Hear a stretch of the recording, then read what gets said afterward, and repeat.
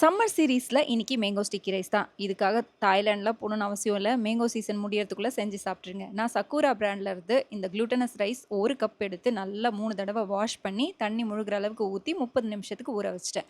அது கூட நம்ம கோகனட் சாஸ் செஞ்சுருவோம். 1 கப் கோகனட் மில்க் கூட நான் 2 டேபிள் ஸ்பூன் சர்க்கரை, 1 டீஸ்பூன் அளவுக்கு கார்ன்ஃப்ளவர், பிஞ்ச் ஆஃப் சால்ட் சேர்த்துட்டு நல்லா மிக்ஸ் பண்ணதுக்கப்புறம் ஸ்டவ்வில் வைங்க. அதுக்கப்புறம் ஒரு பேண்டன் லீஃபை போட்டுட்டு சிம்லேயே ஒரு 10 மினிட்ஸ் வச்சிங்கன்னா ரெடி ஆகிடும், திக்காகிடும்.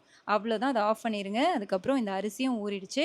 மஸ்கின் கிளாத் எடுத்து அதில் போட்டு நல்லா வடிச்சிட்டு நம்ம ஸ்டீம் பண்ண போகிறோம் 30 மினிட்ஸ்க்கு. ஸோ ஸ்டீம் பண்ணால் நல்லா வெந்துடும், நல்லா ஸ்டிக்கி ஆகிடும். ஸோ ஒரு பவுலில் ட்ரான்ஸ்ஃபர் பண்ணிவிட்டு நம்ம ஆல்ரெடி பண்ணி வச்ச இந்த கோகனட் சாஸை ஒரு 3-4 டேபிள் ஸ்பூன் எடுத்து ஊற்றி நல்லா மிக்ஸ் பண்ணிவிட்டு மூடி போட்டு ஒரு அரை மணி நேரத்துக்கு வச்சுருங்க. நல்லா ஊறி வந்துடும் இந்த மாதிரி.